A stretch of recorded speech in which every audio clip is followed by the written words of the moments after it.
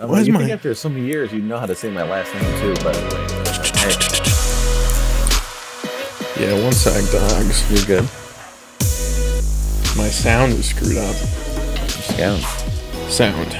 All right, I'm good. All right. What's up, everybody? Episode 8 of Storytime with Devin. Got our new co-host, Jaime Jaramillo, with a little bit of a replacement on Zach. And we're going to throw a lot of laughs, a lot of shade, and a lot of fun today. So stick around, stay up, stay tuned, don't fall asleep, stay cool.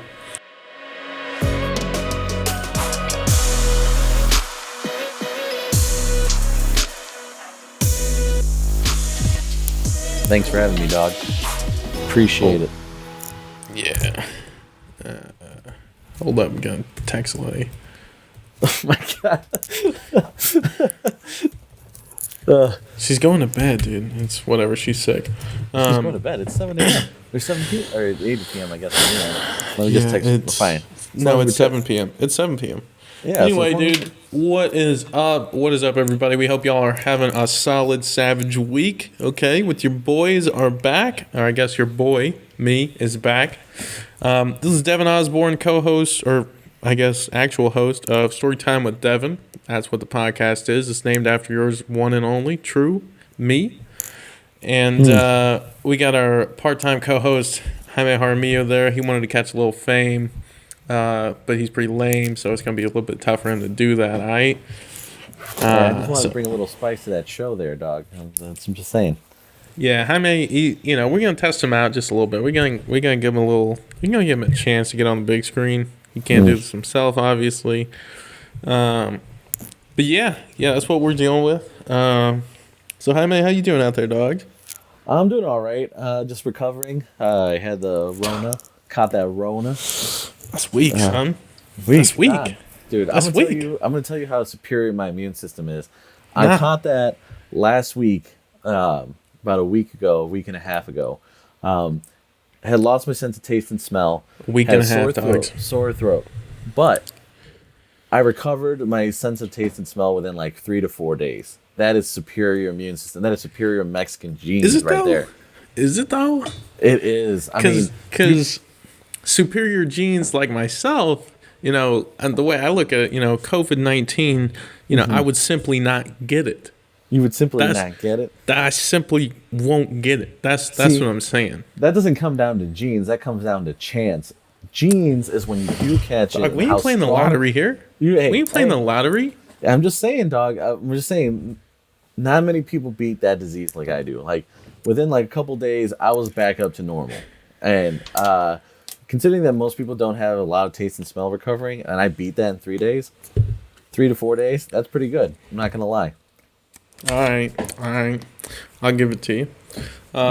Quick side note, easy on the clicking because I got background noise, so I don't want that clogging up my arteries, all right? But yeah, we're going to get into you having the old Rona because you couldn't avoid that crap. Let's be honest, I don't know if any of us can.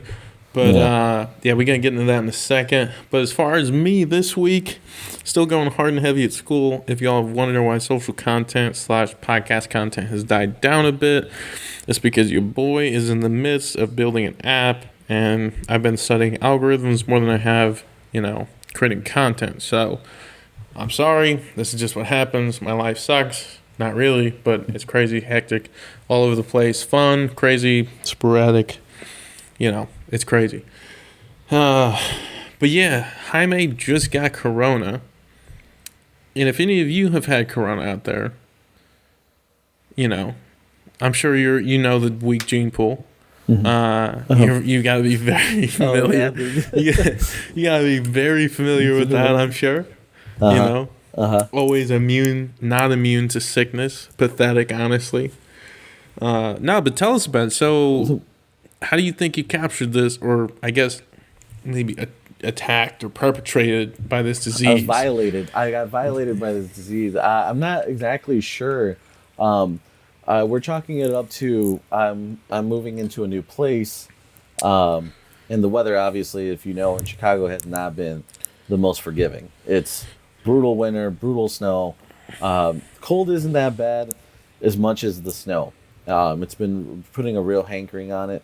but I'm guessing at some point when my roommate and I, who also has corona as well, must have gotten it somewhere in the move. We don't know at what point, but that was the only point we were seen together in the last week or so, when right before my quarantine. And I think it's just somewhere along those lines that we just caught it, and maybe when one of our friends helped us or a parent. Mostly we only were people we know, so I don't know. At some point, maybe somebody was asymptomatic and nobody knew, but we both caught it. He also, I guess, I don't know if we have a milder strain or anything, because his, as much as I'm joking about my genes, I mean, we're actually really blessed that we had pretty light symptoms compared to some of the stories I've heard. My dad caught it earlier this year, and he had a high fever and stuff like that. So we, like all my friend has is like a headache and a sore throat, and he's just not feeling weakish.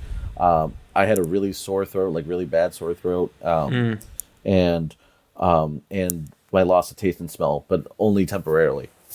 So He lost taste? Huh? Did he lose taste? No, he didn't lose his taste or smell. He said he's both. See, he has that, but he's still not feeling the best. Where I'm like feeling pretty much up to, I would say 95%, 90%.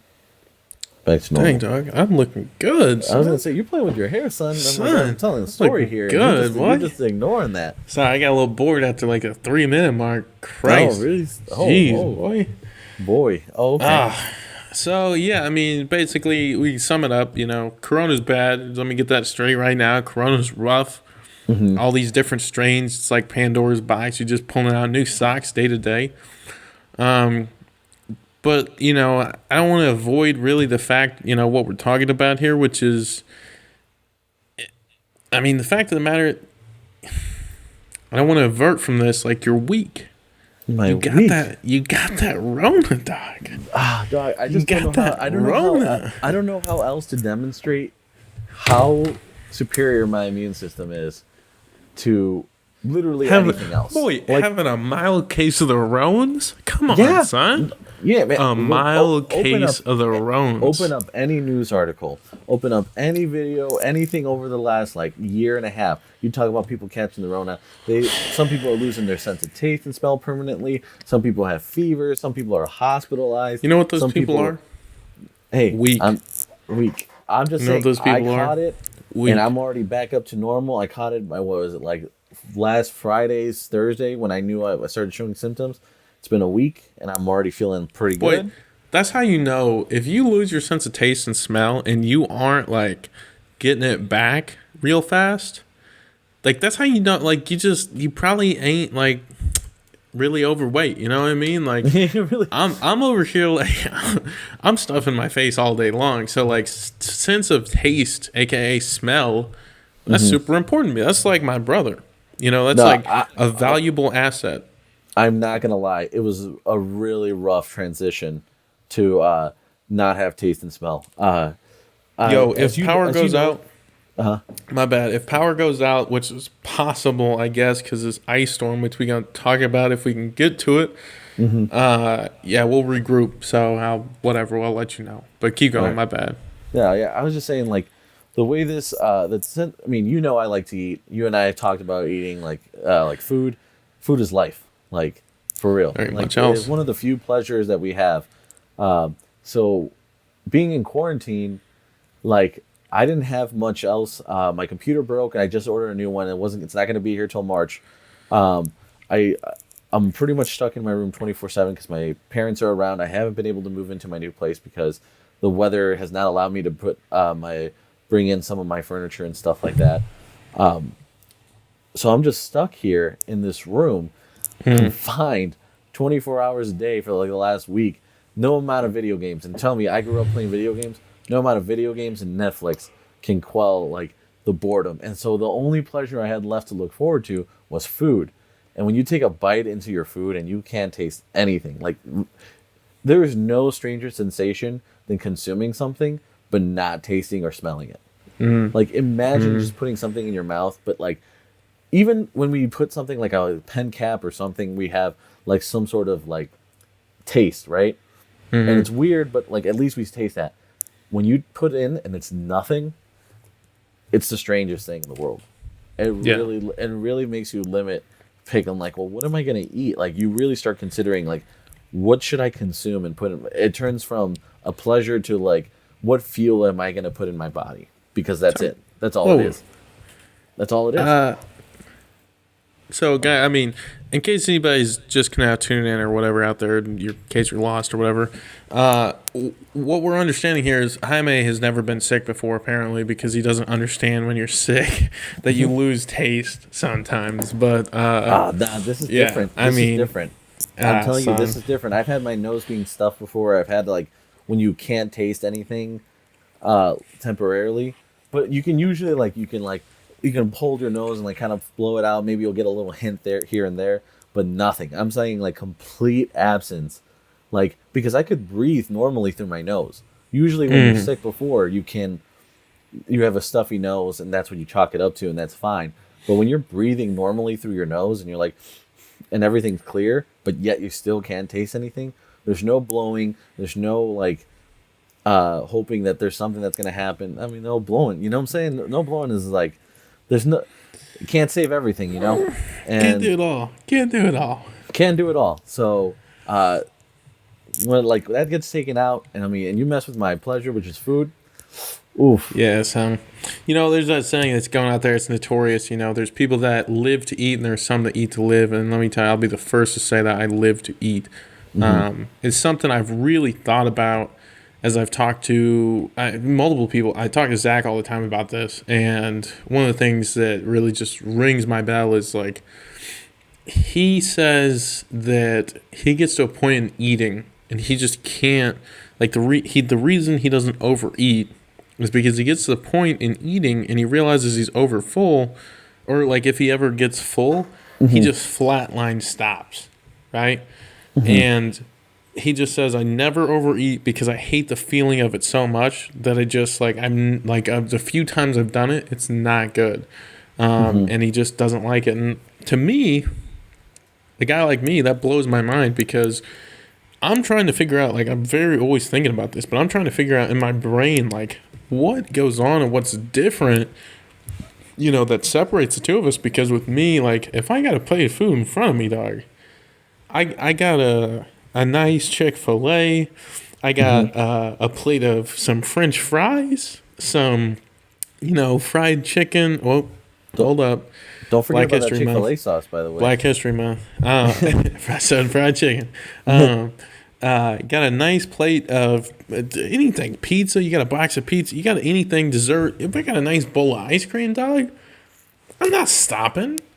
Oh, no. And so, like, I'm a very disciplined person, you know this, but, like, when I'm, I'm on, I've lost weight and all that crap before, like, that's not a thing, so I've figured out how to manifest it. However, what I'm saying is discipline is not the problem here. I guess the problem is more so the conscious awareness of doing it, and it's not that I'm unconscious about it. I know I'm doing it, but it's like the receptors in our brains work different. Because Zach has a limit where it's so abnormally bothersome to him, whereas with me, it's almost comforting. Although I know it's like short-term gratification. Like I want it now, I'm gonna keep eating it, but I know in 10 minutes I'm gonna be like, "Holy frick, I'm an idiot!" Yeah. Why did I do that? Like why? Like when you walk around with that, like I need to take a nap, like feeling, and you're just like, I've eaten too much, and it's. I mean, we've talking about like some of our weight loss journey. Like you and I mean, when I started at the restaurant, I was a much bigger dude. I'm not saying I'm not big now, but like I was a heavier dude. I was a heavier dude for sure. You got a big boy. I was a big boy. I was thick with 3 C's. Let me just tell you. It's a couple of C's and maybe a Q on the back of that. Q, yeah. Put a little Z at the end too, because woof. And as if we've learned to like kind of manage it and everything, like we've learned to control ourselves better, to like identify that like eating food is like it is a pleasure. It is not, we don't do it because like we're addicted. We genuinely enjoy eating. When I go to a new restaurant and I try something and it's delicious in every way, I'm like from texture to smell to like the way it like goes down, like I don't know about you, but I personally like acknowledge that. I'm like, damn, this is good. This is really good. Same thing with like food that's like not as good or trash. Like Yo, we watch your mic. identify. Hmm? Watch your mic. You're Oh. dragging. Yeah, it's a little bit like when food is not as good and it's a little trash. It's definitely a rougher like acceptance. Like you're like I can identify what's not good about it.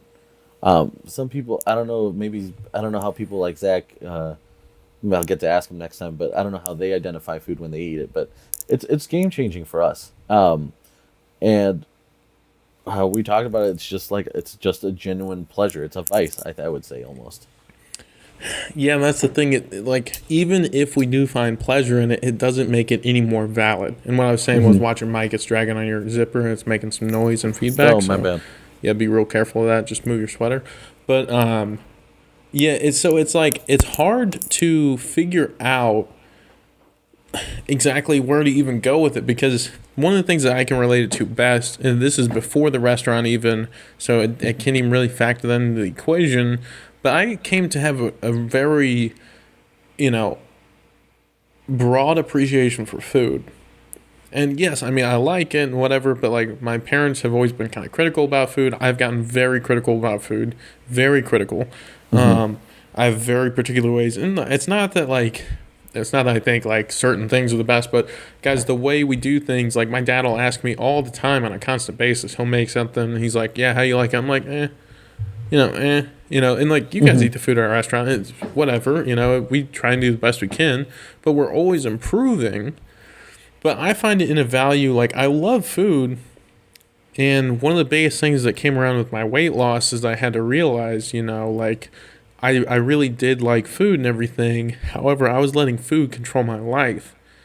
And it broke me that I was letting an inanimate object control my entire lifestyle, which to this day, like, is one of the biggest breakthroughs I've had in understanding and realizing that, like, it's literally food. Like, it's a banana, like it's a box of crackers.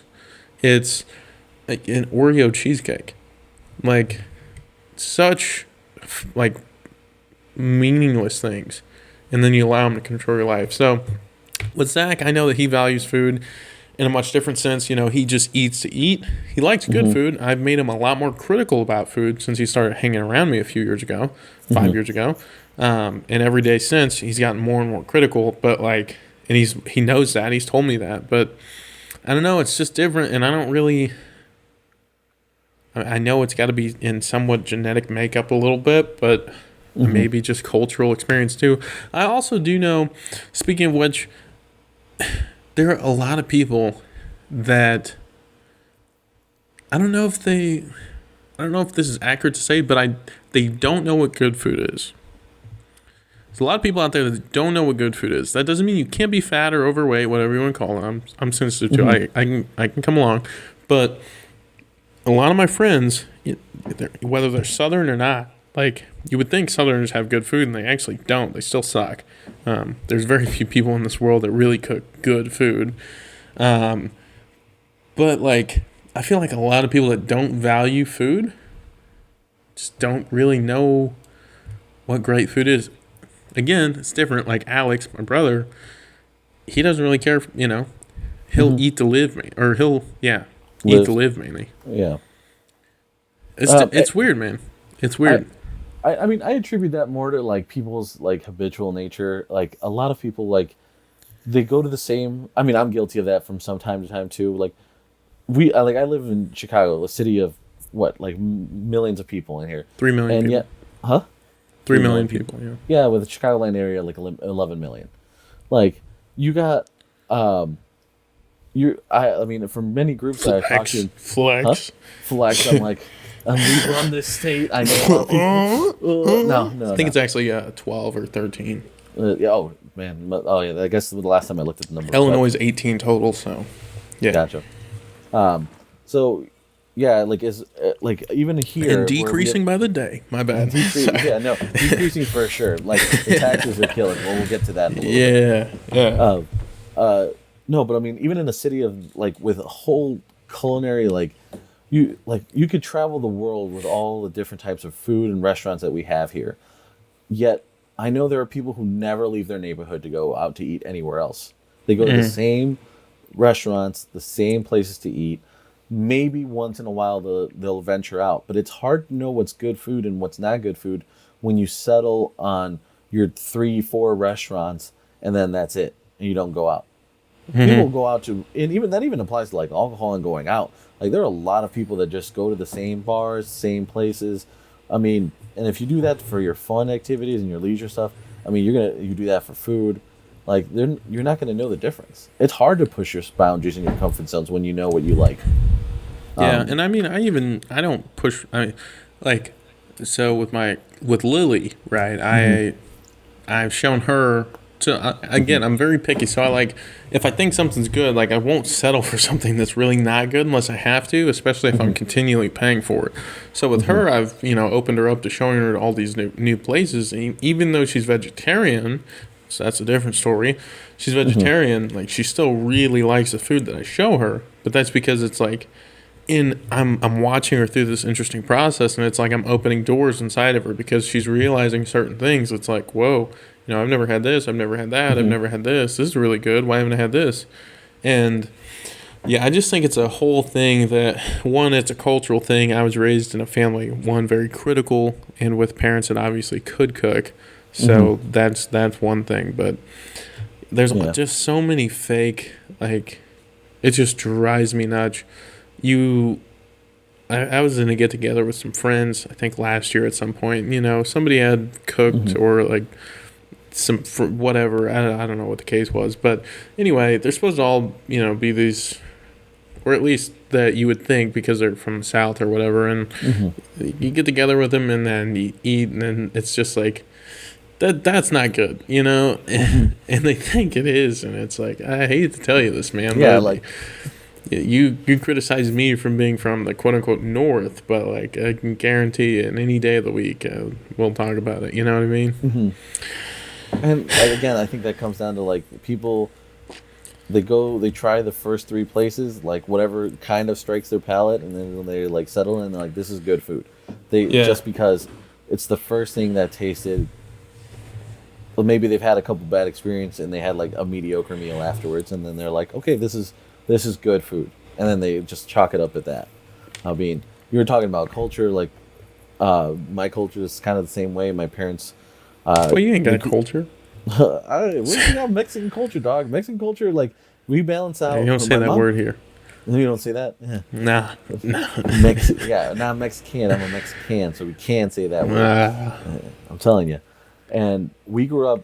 My parents always like cooked a variety of different food. We grew up trying all different kinds of things. Even my mom extended to her like cooking food from just Mexican to like Italian, Greek. I mean, my mom's made hummus, like falafels, like every. We used to have in grammar school. We used to have this thing called Global Fest. Each class would have a different country, and you'd pick that food. My mom would get donations, but then she would also like learn how to make those dishes, and then like cook them for the festival.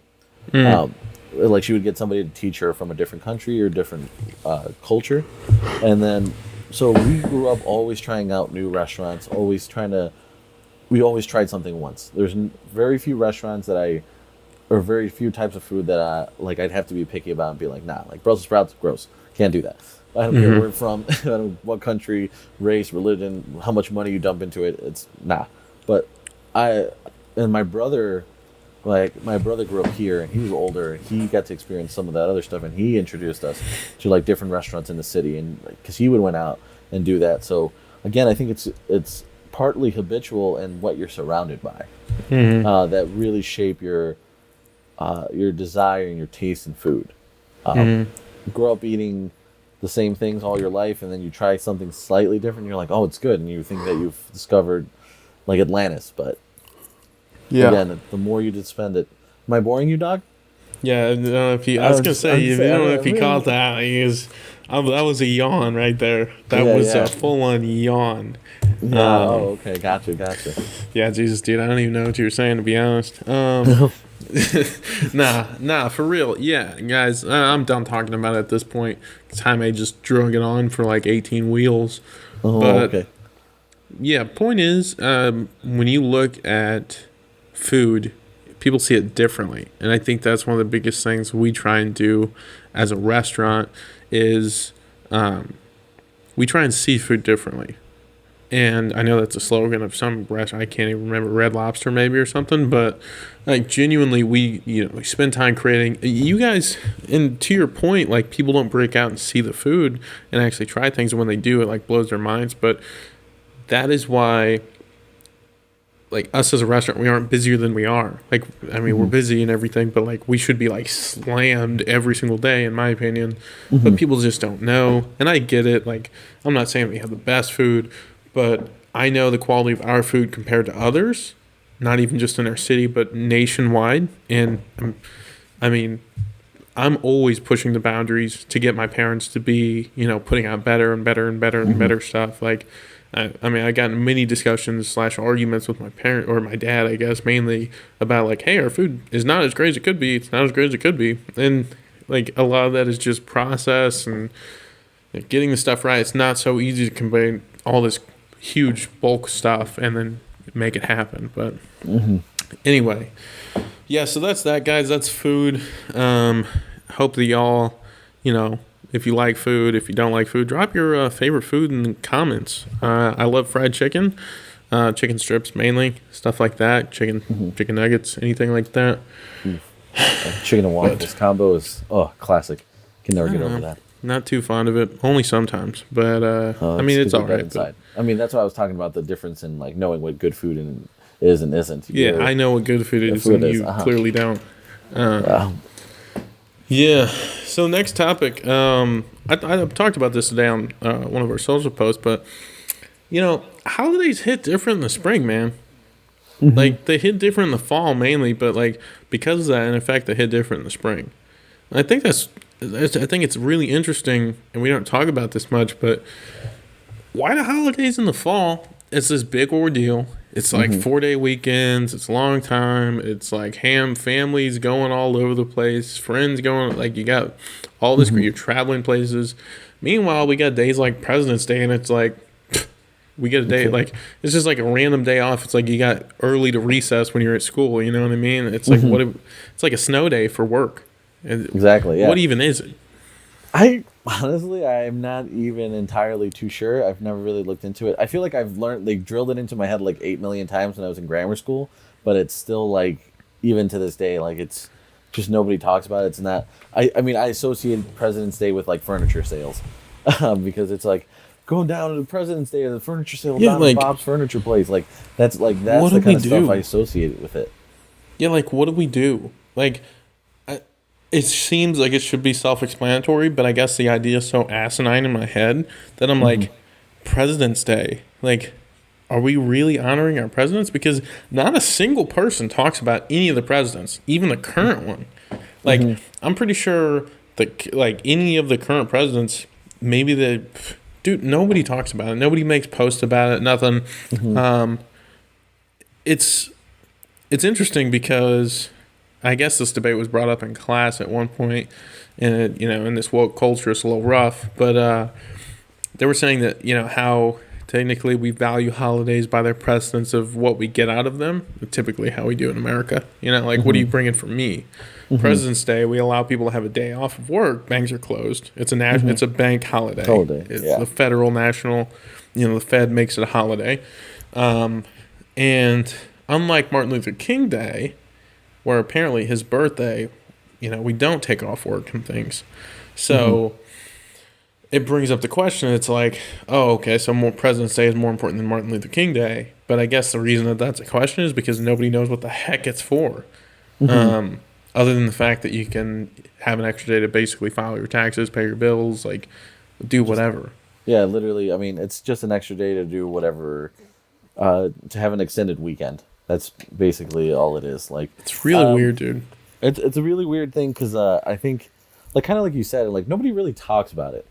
And a lot of the other holidays, it's like family oriented. Like in America, like you got Thanksgiving, Christmas, even Halloween to a certain degree is a family holiday. Oh, Because 100%. you have your kids, you take them out trick or treating, like all this other stuff. We associate it with family or some sort of warm, generous, like kind of feeling. Halloween's a good one. It's very obscure. It's not like there's an actual reason for it.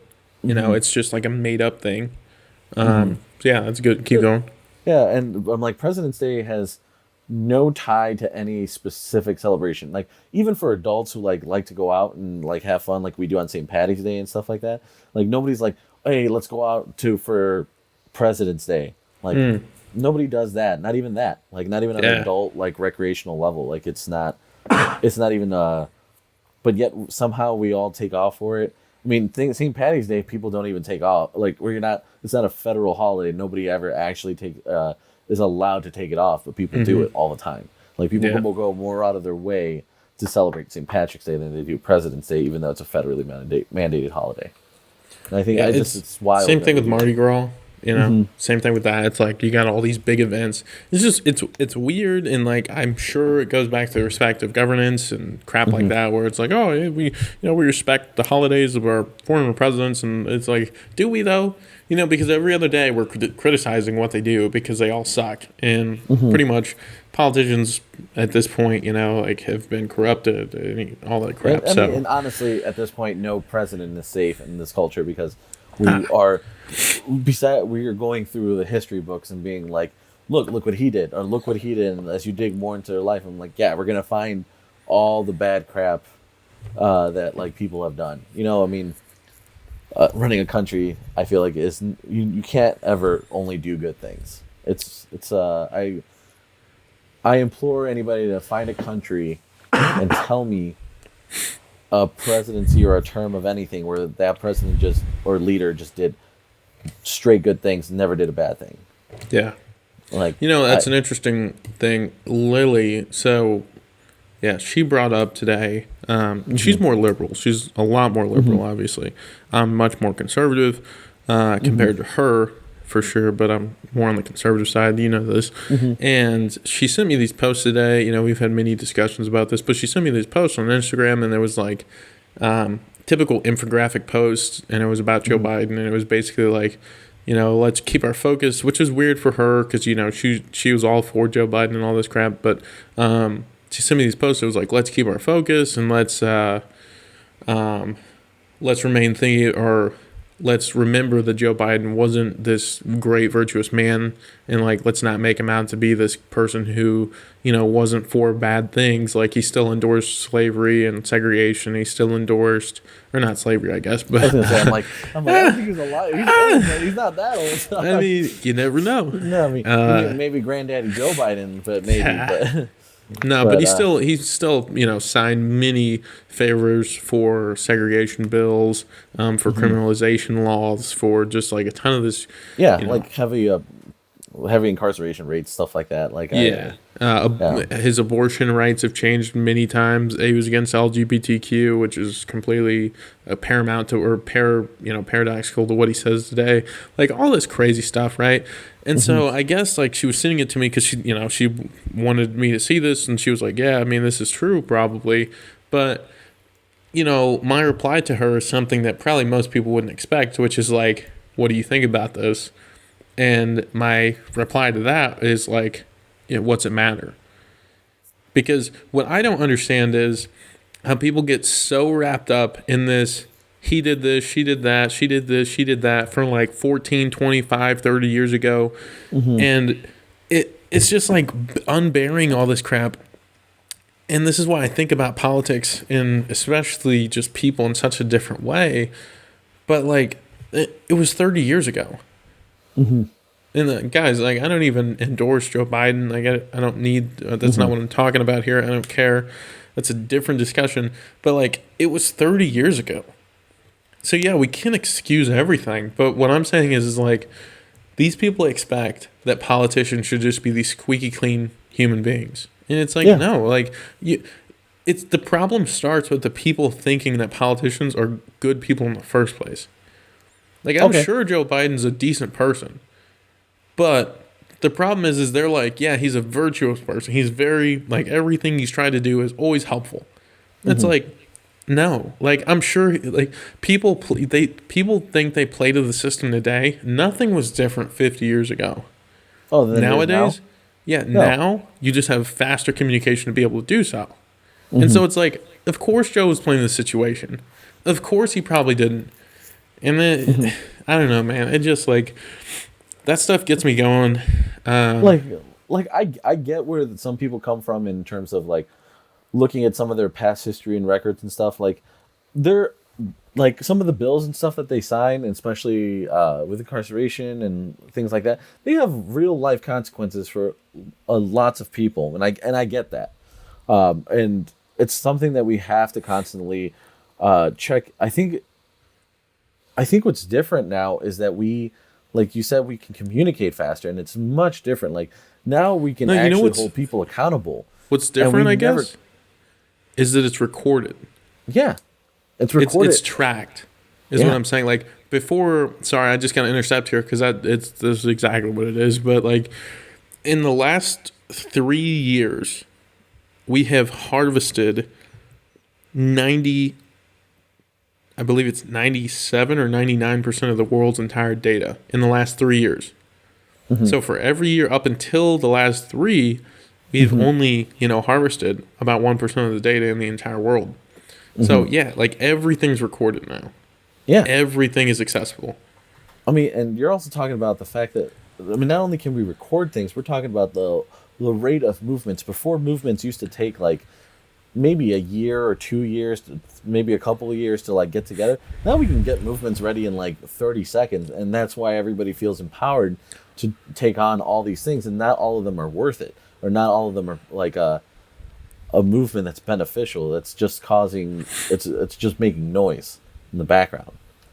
So we got to look at all of those things when we talk about that. But I do feel your point, and like I was like, it was 30 years ago. There are some things like we're digging up history on presidents that are like a long time ago. I'm like George Washington, Thomas Jefferson wasn't a good guy. Like, duh. Like a lot of in today's standards, and even he was a devil. He was like even in those standards, it's just like people, I don't get it. I really don't. And for the same effect, it's the same thing with Trump and like analyzing and reviewing and the way he talked to people, and it's just like the conversations and the business deals, and it's like how far can we go? Like, what is too much? Honestly, none of these people should be president. We all know that. But the right person that should be president is probably not going to be up on that stand. And I just don't know, like... Nor I don't think he wants to be honest. He or she, yeah. He or she. Like, I don't think anybody who would be good for president, I don't think wants to be president. And 100%. it's hard to put somebody like that on a stage, especially when you have a stage full of corruption. You kind of need the least messed up person who knows how to work a corrupt system. And that's a hard thing to do. Especially when we're clamoring down and like on everybody for every little thing. And that's something, I'll go on a little rant here. That's the only thing that kind of truly does bug me. And like, I'm not saying the cancel culture is like necessarily the worst thing in the world. I do like that we can hold people accountable. I really do, because I feel like people have gotten away with a lot of bad things for too long. But I think that people also need to put in a little perspective that, like, if everybody recorded everything that you ever said or did and ever brought it out, like, you would be done for. Like, absolutely ruined. Because the way it works is, like, you don't even have a chance to defend yourself. Because your routes are, like, once you get caught, you have one of two options. Either you, apologize, which is great. I mean, but... Again, then even if you apologize, people are going to criticize, and they're like, is it authentic? Oh, they're only apologizing because they got caught. Blah, blah, blah, blah, blah. So you're screwed there. Or you don't apologize, or you don't, you're just like, this is me, like, blah, blah, blah.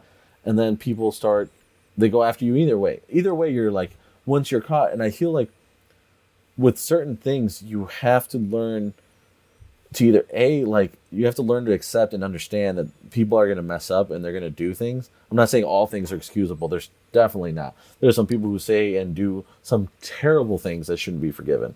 but there are things that we're going after people for. Like I've seen activists get turned on by their own people like that, just because of a mistake they made when they were like, it was 10 years ago, 15 years ago. It's something minor that most people would eventually forgive.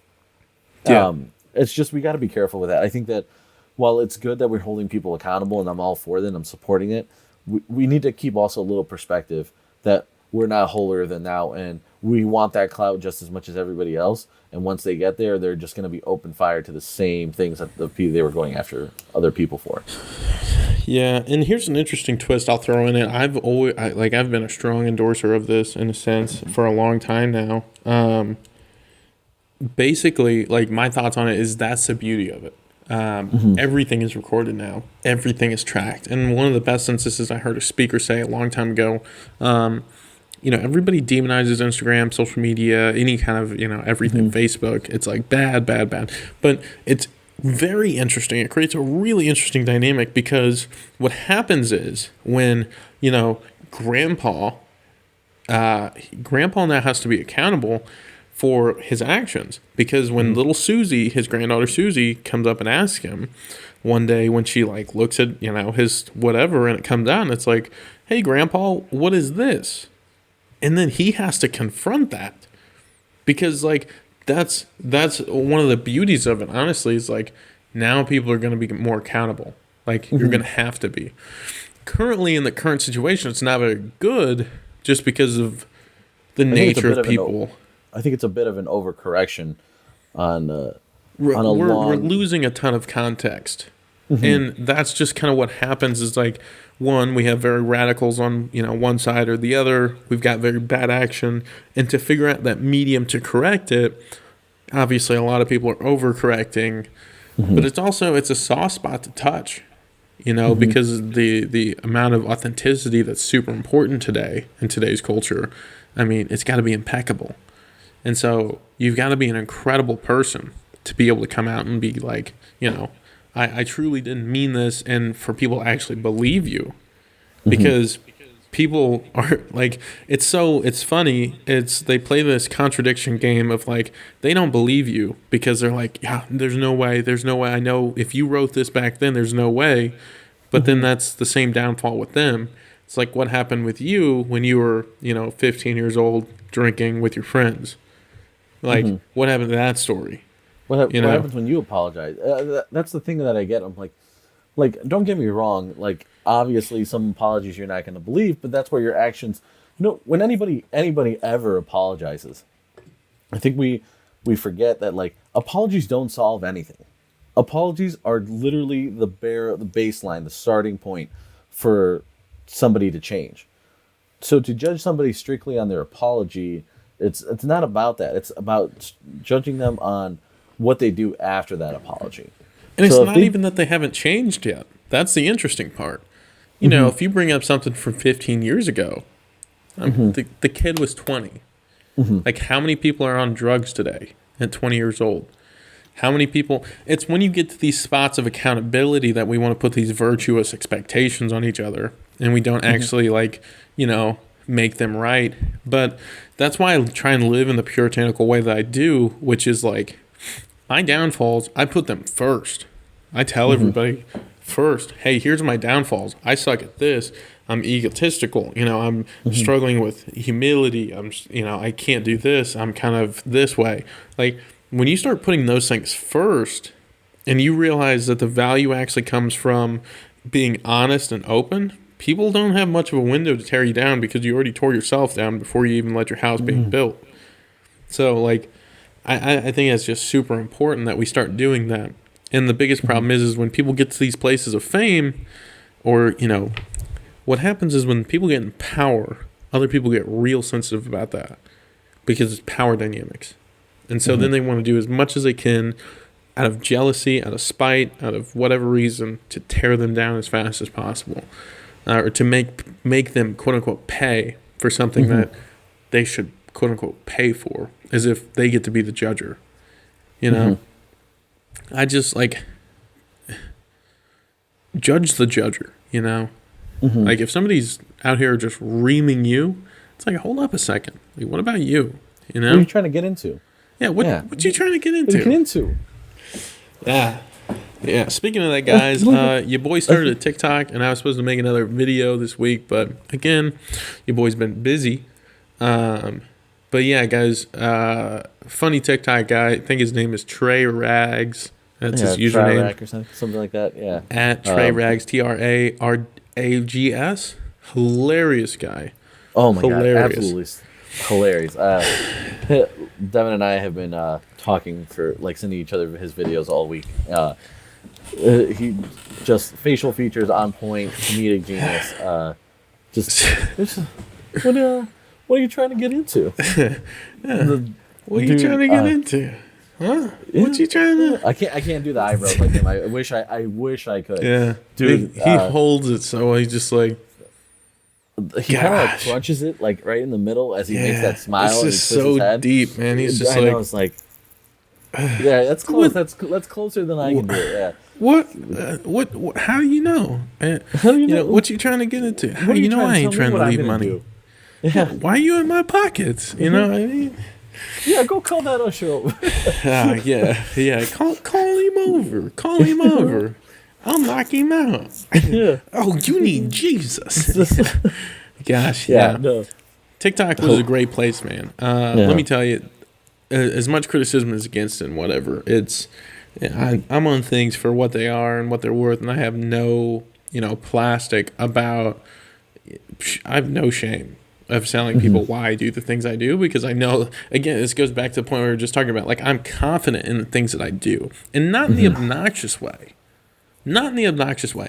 When you observe yourself to the point of where you can explain yourself on a daily without having any remorse for what you're doing, and then be willing to take feedback from people and just hear it, not necessarily listen, but hear it, and then move on, like, it's a completely different world.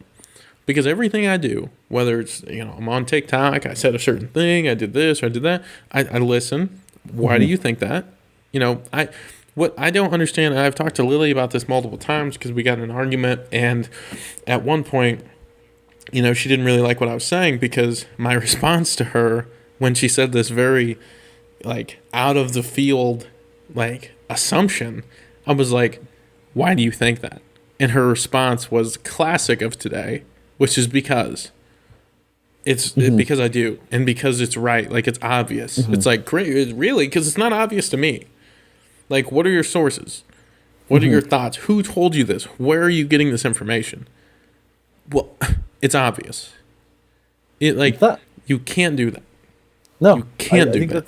I think that's why one of the reasons I've enjoyed our conversation so much. It's because we're constantly examining what we believe and what we say consistently, and like, I know you've called me out on some things, and I was like, you're like, well, why do you say that? And I'm like, you know what? Real talk, I don't know. And I've admitted to you today, you know what? Actually, I honestly, it's just something I believed, and maybe I'll forget the source once in a while. That'll happen. But there are times where I'm like, you know what? I genuinely don't have a reason.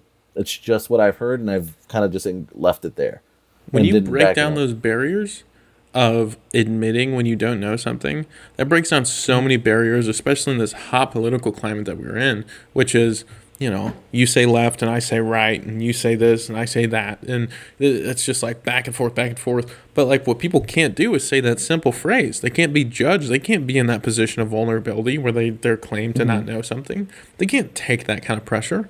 It makes no sense at all, because for me, if somebody questions me on something that I'm not 100% sure of why I want or think that, like, guys, if there are tons of topics, hundreds of political topics for that matter, that Zach and I or Jaime and I will talk about all the time, and I'll have my, known aggressions about, and I'll be like, I think a certain way, but when one of them is telling me something or a different viewpoint, I'm very quick to listen.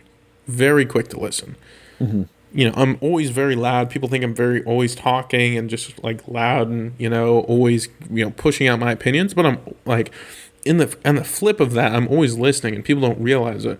But I'm very quiet. I suck up everything like a sponge. And that's why I am the way I am today, is like everything I touch is just like suck as much information as I can. and hold on to it. And so when you tell me something that I don't necessarily believe in, I'm like, you know, the problem is too many people get told something that they don't think they believe in. And then instead of like saying, one, I don't know and I don't care enough to go look it up, so it is what it is. And like, you may be right. I'm no more wrong than you are right unless you have sources. Instead of doing that, these people are just like, no, I'm right. That's it. Period. Yeah. Period. End of story. Queen. Yeah. You know, like, no, period. I'm very like, period. I'm very the opposite of that. I can't tell you the amount of times I've gotten into arguments with my parents, and like, obviously we're going to be arguing about whatever thing I believe is right and what they think is right, and sometimes they'll just be like, no, I'm done. I'm like, no, I want to keep talking about it until we reach an understanding. That's it. I want to see. All I'm asking is why you think that you think the way you think those things. That's it. That's really it. I mean, and don't get me wrong, like, they're right, and sometimes they're right even if they can't back it up. I'm not saying that. It's just I'm a very like I like to know the why on things. I don't just accept things as cold hard facts.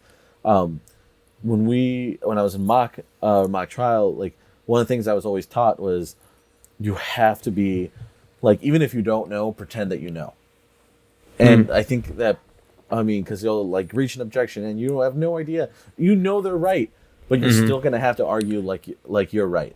And that was a very difficult concept for me to be, because it's like, well, why would I argue something that I know that they have me beat on? Like, it's how legit, you know like my witness. What are you like? What are they doing? Like, what are they trying to get into? You know? And then I'm like, I don't know how that. I don't know how to not ask the why or acknowledge when somebody else is right. Like, it's just, you beat me. Like, what am I gonna do? I mean, granted, it doesn't make good qualities for lawyers, which is why I have to be incredibly prepared when I do while I'm studying, you know, and practicing. Like, I'll have to. FYI, I'm not a lawyer. I'm studying to become one, but it'll be a main priority for me, to like be as prepared as possible, because it's very hard for me to like argue things I don't believe in. Yeah, and dude, that's one of the biggest. You mentioning that just made me realize, like, on the spot, I've subliminally thought it for years now, but it's one of the biggest joys of me not, being a lawyer or something of that path. Guys, I mean, I never really seriously considered being a lawyer, but, stuff crosses your mind, right? When I was much younger, 17, 16, stuff like that, it crossed my mind. And for that reason, I'm glad. I used to be a very, very argumentative person. And because of that reason, I used to. Huh? Was argumentative person? I used to be. Yeah, I mean, it's still. Hey, I mean, I still am. Saying you were. I still am, son. Yo, a little piece of me still lives around, but I'm much different now. I used to argue for the sake of arguing. And that was the problem, was I used to be very, bullheaded, and that's what a lot of lawyers have to end up doing, which is, arguing to win just because you want to win, or just because you need to win. And that was my problem. I was one of the people that used to argue without facts. It was arguing off of my facts.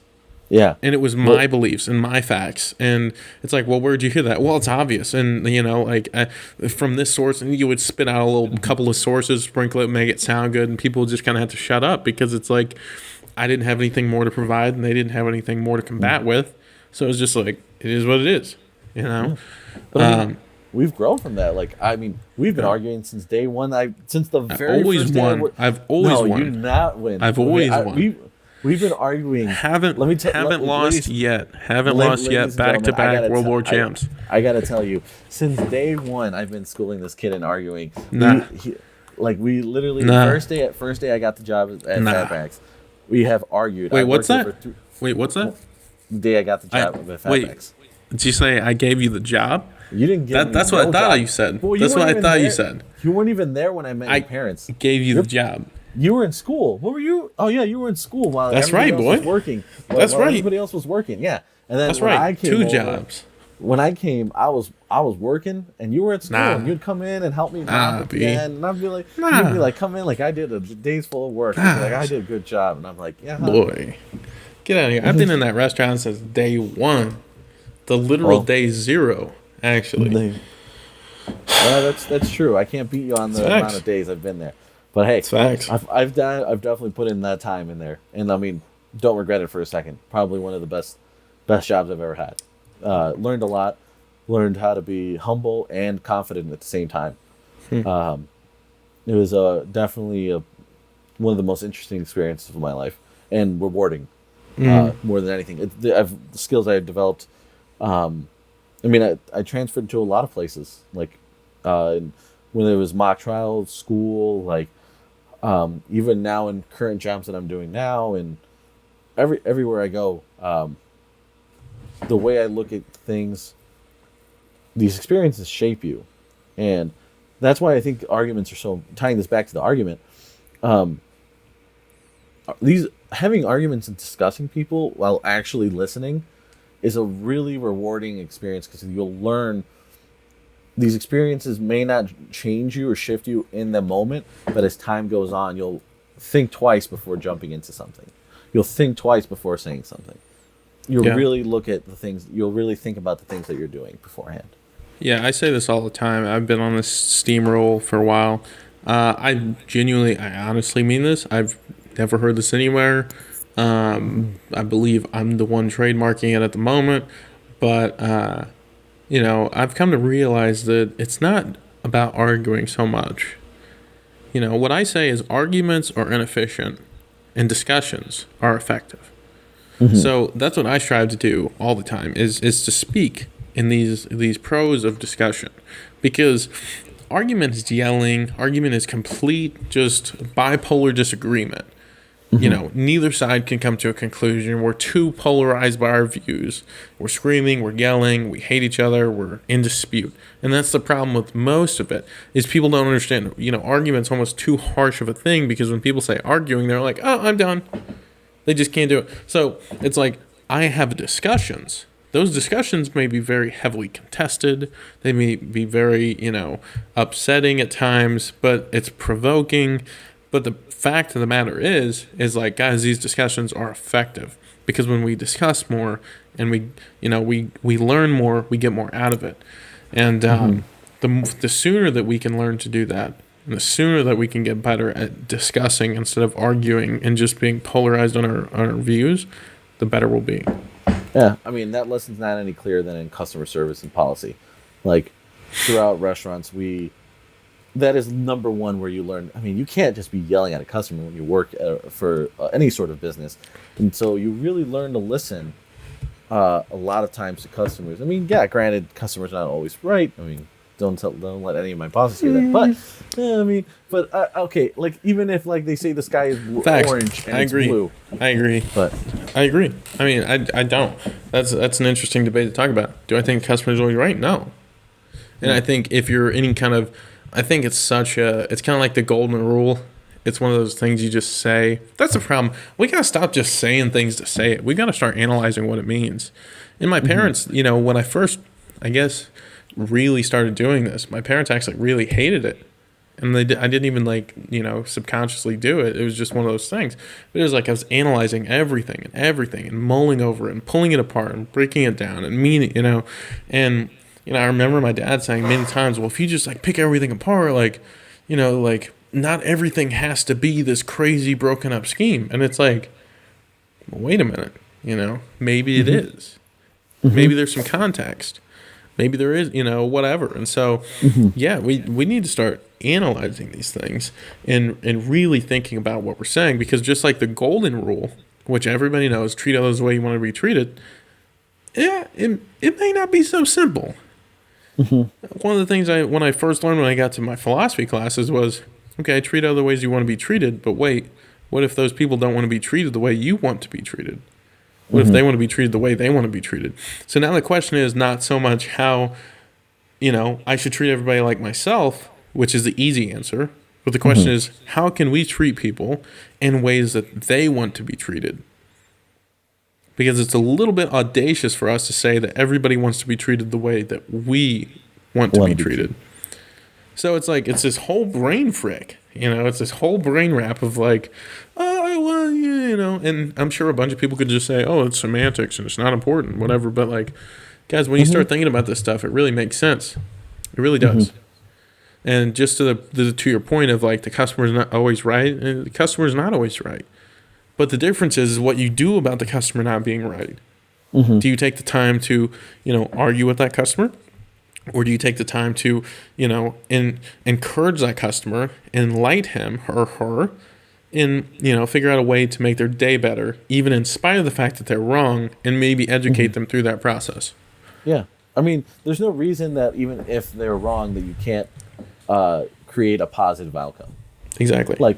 Or a positive interaction. Like, there are plenty of customers that I've had where, like, maybe we're out of something and I can't give that to them, and they're upset. I mean, and they're like, you guys should have this at all times. I mean, I would consider that wrong. Sometimes, people come, like, there are certain types of food that you just can't always have on hand. I mean, sometimes yes and sometimes no, but I mean, either way, it doesn't derive from the fact that I do not have it at the time. But that doesn't mean I can't educate them on our process, let them know, like, hey, this is why things are the way they are. We've had a rush, but is there something else I can do for you? Is there anything else I can create to welcome you to this, to still create a positive experience?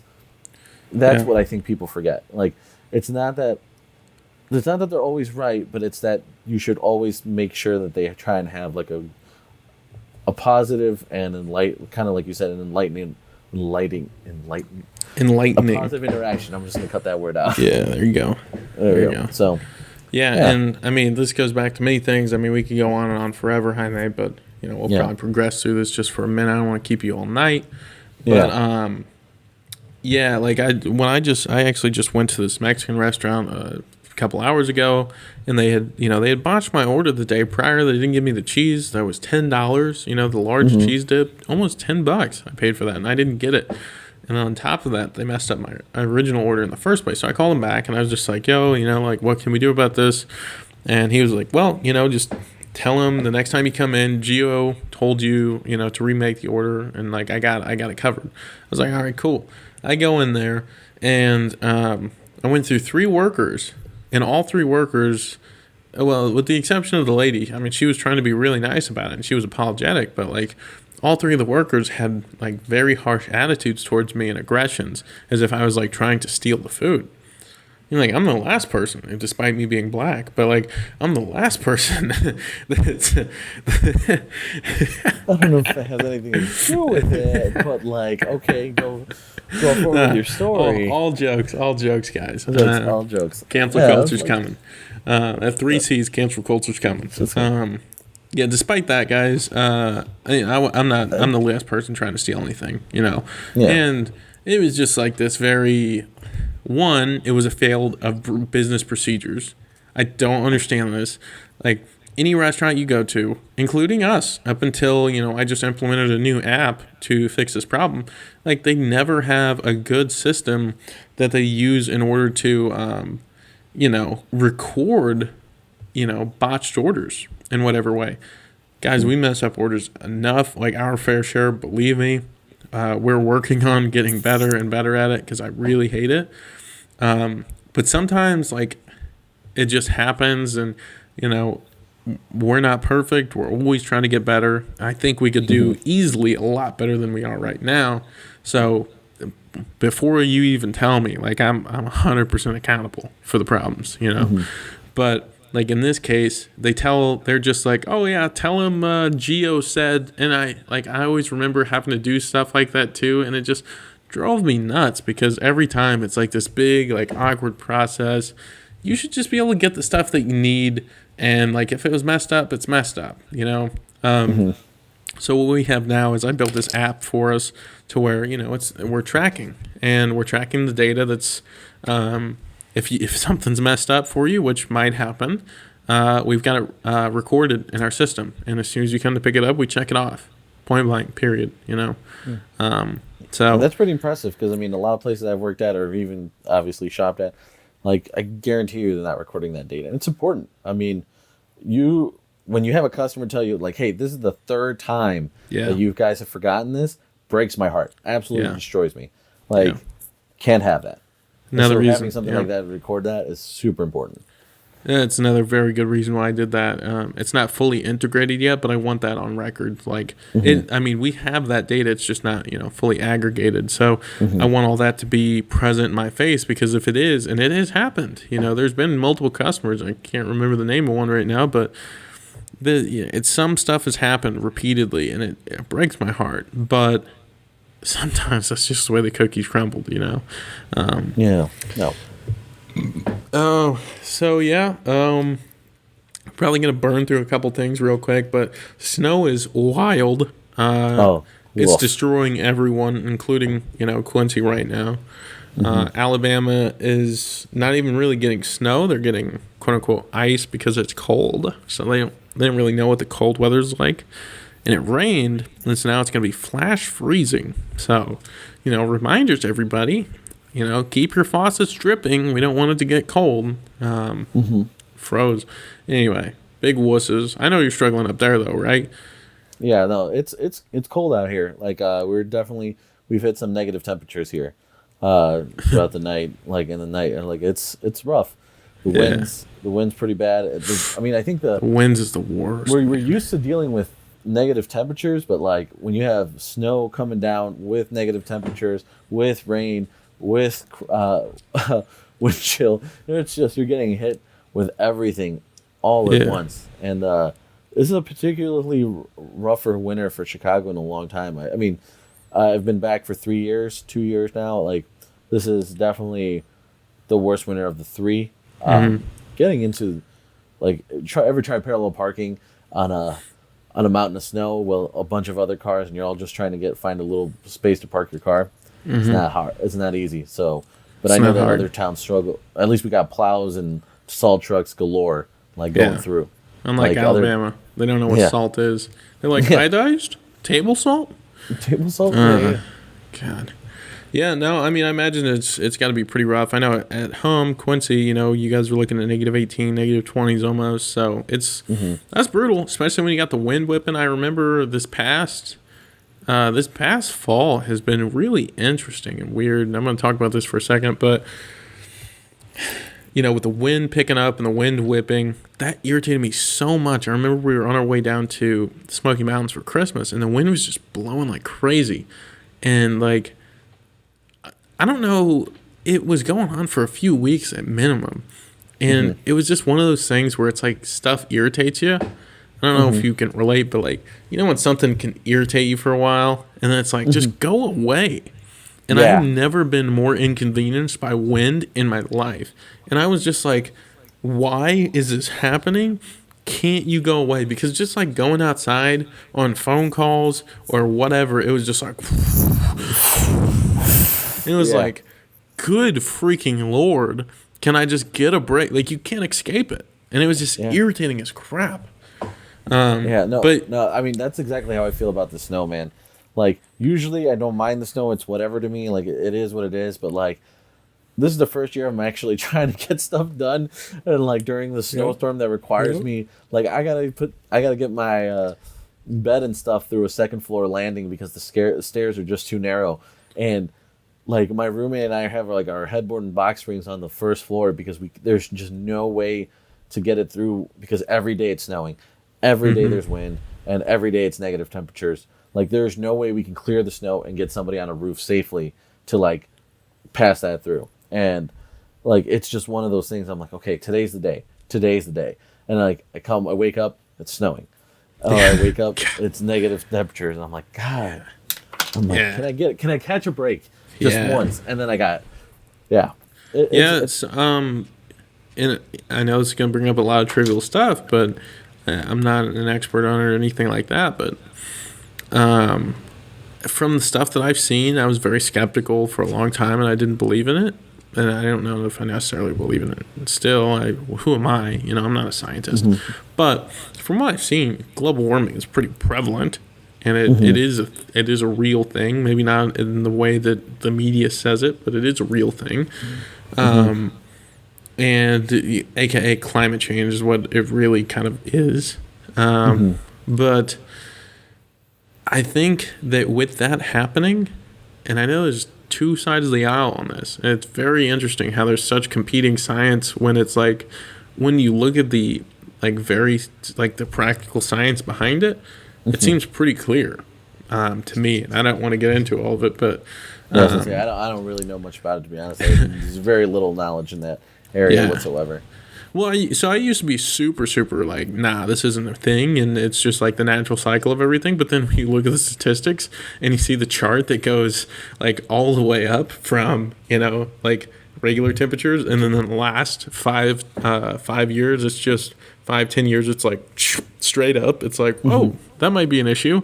That might be a slightly drastic change right there. But yeah, but the global temperature of the Earth is raised by 3 degrees. And so, what this means is, and I was talking to Zach about this the other night, like, everybody's like, what's that mean? It's cold here. It's like, that's not how it works, buddy.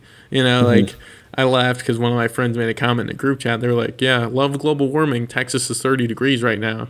It's like, that's not how that works. One of the biggest problems that can cause it from it is when you raise the temperature, ice caps start melting, starts raising water levels. Raising water levels starts, changing sea levels and their pressures and, how that affects with the air streams, wind streams. And so what that can then cause is different heat going to different places. Storms have gotten continually stronger. And so I think that's part of the effect of what we're seeing. And it's like, we don't necessarily pay attention. We think we just got a bad winter. But how many bad winters? Bad keeps getting worse. You start thinking about places like Puerto Rico who like get hit time and time and time again. Like, you start believing that a little bit. I mean, it's just like with California, dude. California is dependent. Zach was telling me this the other night, but California is dependent on their North Atlantic airstream that comes down. It's a cool wind air that blows over California. North Atlantic stream, whatever. I sound like an idiot because I don't know what it's called, but it blows down over California. If the ocean levels change, it is very, very likely that airstream could change directions, and because of that, California will become a desert just like it is, but it will become an actual desert. There will be nothing. So, I just like, there's a bunch of stuff and there's tons of context around it, guys. So don't just fly off the wall and think, oh, this guy, he's an idiot. What do I know? Like, again, at the end of the day, I'm going to make these claims. You can tell me I'm wrong. I'm going to listen to you. Facts, no feelings, dog. I don't know. Feelings, no facts. Feelings, no facts. So, but this is a little bit of facts, I think. These are just, contested because, apparently, for whatever reason, there's scientists that go both ways on it. And for the longest time, I believe scientists that went the other way. But I didn't actually read what they said.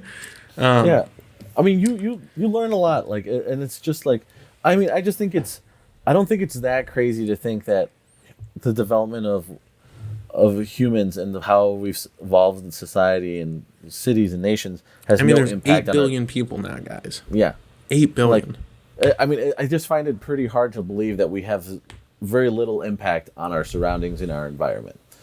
I'm not saying it's not as bad, but I'm saying, I mean, we definitely do develop an impact. Like, there's just no denying that. Especially if you're a hunter. Like, you should see that firsthand. Yeah. And guys, the simplest term of global warming is what's happening is for those people that maybe not know, I didn't even know, but we've got people that say all these greenhouse gases that are in the air, aka CO2, carbon dioxide. And what happens with carbon dioxide, it gets trapped in the air and trapped in the atmosphere.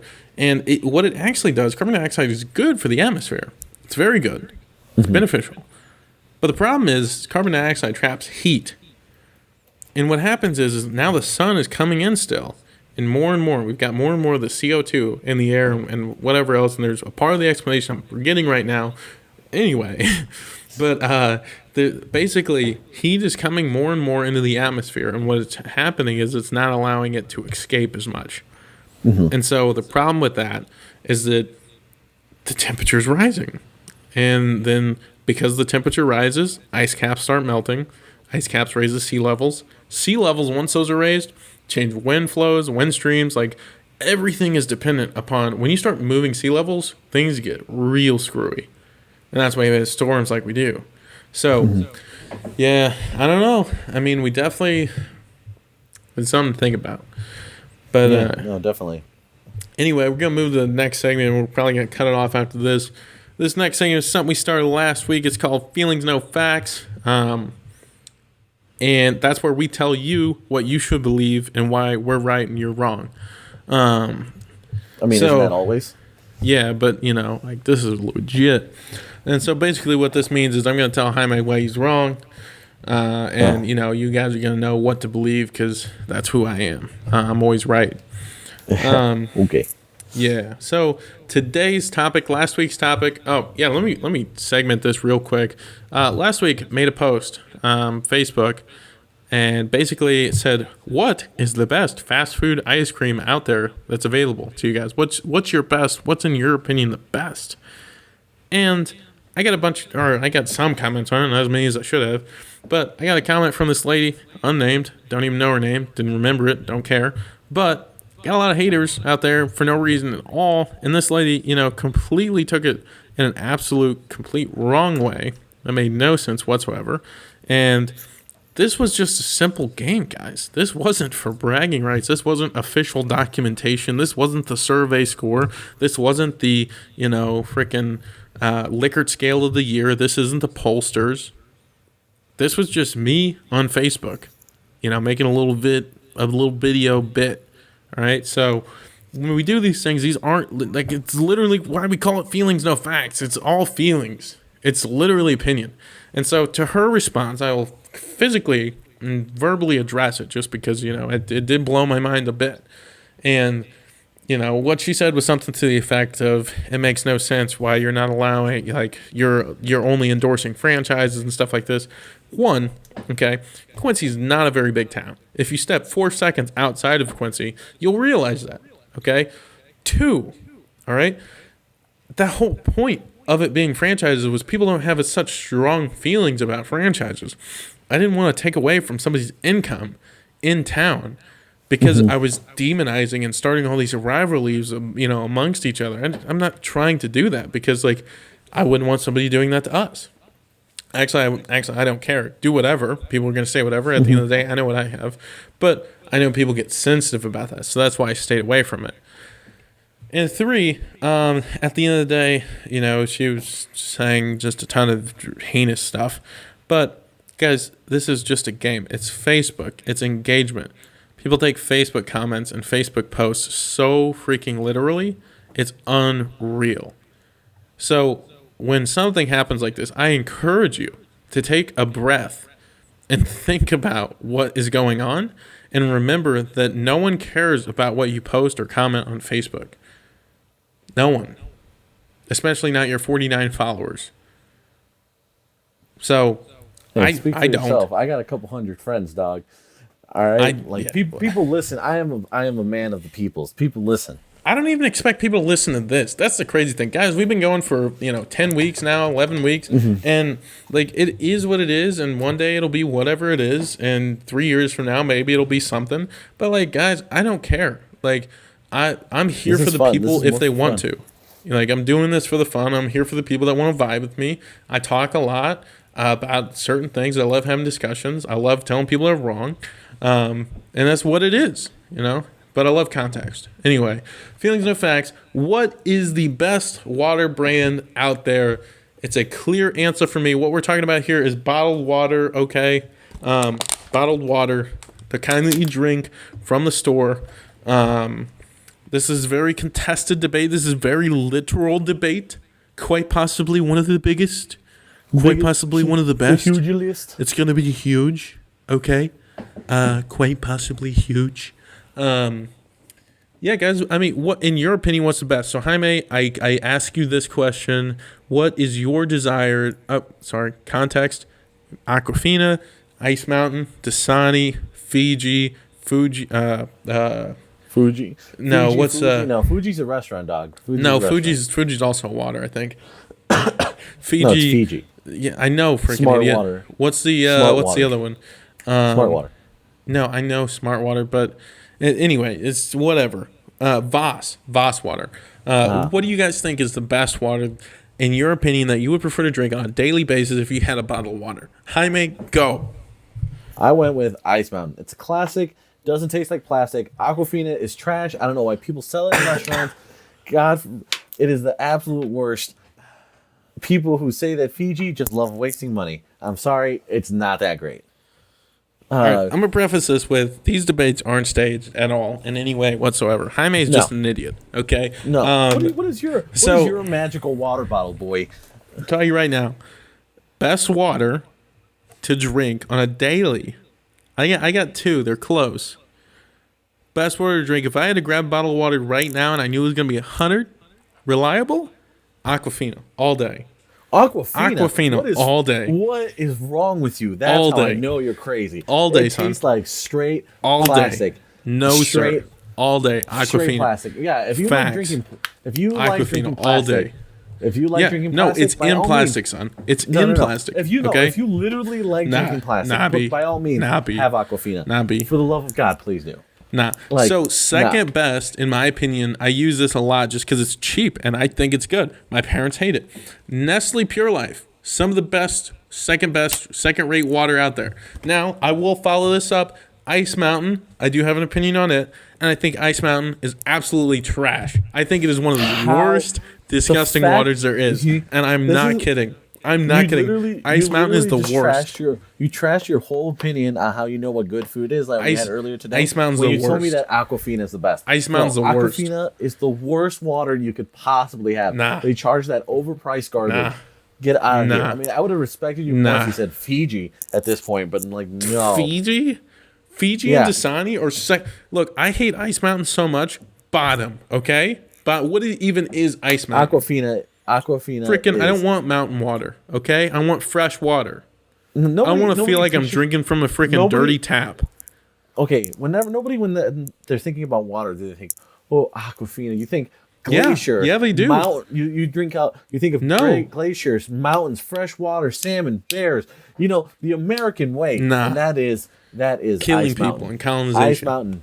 Can't even see it, and thank God, because that crap doesn't need to be on my screen. Let me tell you what.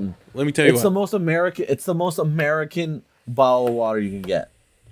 I really don't see it. I mean, objectively speaking here, and I mean, I'm very critical about water. We have our own water filtration system in our house, reverse osmosis. Shout out to Eco Water of Quincy, I think. Solid dudes. We've had them since the get. Water has been solid. Some of the best water. Jaime, you've had our water at home. What do you think about it? It's pretty good. It's pretty good. It's pretty good. Way better than Ice Mountain. I don't know about that. But yes, sir. Yes, sir. Guys, I really think Ice Mountain's trash, and I can't. It feels like I'm drinking spit. Like it is disgusting. It is genuinely trash. I would say bottom up, Ice Mountain. Probably Fiji. What Dasani's like? It's like sucks. Dasani sucks, man. What is there? Okay, I changed my mind. I think that Dasani is the worst one, and then Aquafina is right above that. I think Fiji's trash too. I haven't had Fiji in so long. These are water bottle brands that it's like, what are you doing? You know? Honestly, most of the time, if I'm being straight here, I drink. Have you had box water? Yeah, I have, and I'm not a fan. Like it's not a fan. I'm not a fan of the. Tastes like cardboard. The canned water is really, I can't do that. I'm not a fan of that. Had that too once or twice. Like the idea of it, you know.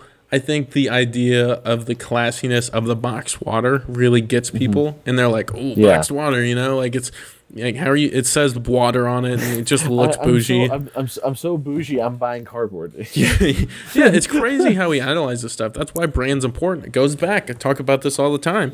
Brand's super important, guys, and when you can leverage something to make people feel value out of just holding it, it's like you're leveraging their self-consciousness.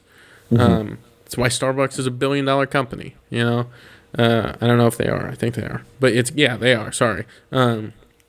It's astounding, honestly. So needless to say, guys, it is what it is. Jaime, you got anything else to add before we get out of here? Aquafina is the best. No, 100%. I just want to let you know. I just want to let your audience know that I don't know how they're listening to you. I appreciate that they listen, but like your opinions are trash sometimes, and they really need to, it's one of those discussion things that we were talking about earlier. They just really need to pay attention because some of this garbage that comes out of your mouth sometimes, it's just it just makes me want to say like, what are you trying to get into? You know? What are you trying to get into? How you know that I ain't trying to do that? Anyway, well, guys, this has been episode 8 of Storytime with Devin with co-host guest Jaime Jaramillo. You can find this man on the gram. You can find this man on the gram. You can find this man on the Facebooks. You probably don't want to find him. That's the bad part. But you can find me all over on any socials. You'll find me at Devin Osborne with a Z on Instagram. You'll find me at the Great Devon with an O on TikTok.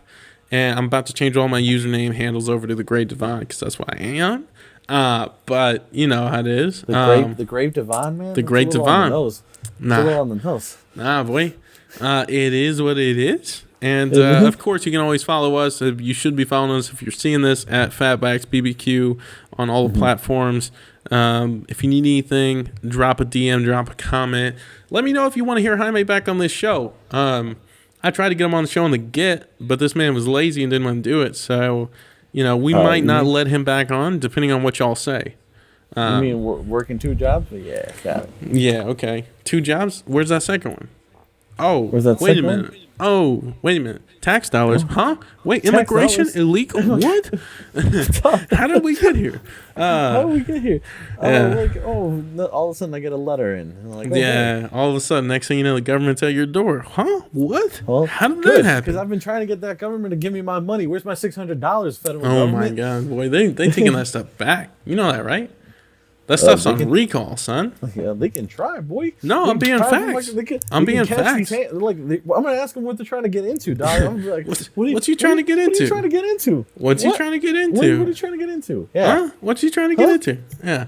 No, that stuff's on recall. Zach and I talked about that last week, where they, a lot of these surplus or whatever stimulus. Unemployment, though. Yeah, that's what I'm talking about. The 600. The 600? Oh, they're trying to get that back. Yeah, well, not that necessarily. That's the stimulus, my bad. But the unemployment stimulus, if you will, the unemployment bonus, that's $600 a week. They were forking that back, and like people are heated. But that's why you can't lay on the government, dogs. That's why you can't do it. Never collected unemployment so far. I'm not saying that it's bad that you do. I'm saying that I hate the idea of depending on somebody else for money. I hate just depending on parents and stuff like that. Like it's insane. I would rather. I know when my finances are. I hate owing people crap. It's the worst. Yeah, and you owe me huge. So for letting you on this right here. But anyway, guys, that's it. Follow us on social if you didn't see those links anywhere else. Drop a comment, drop a DM. Let us know how it goes. We'll see you. Stay cool, stay warm, and stay fresh. Thanks for listening, guys. Appreciate it. Peace.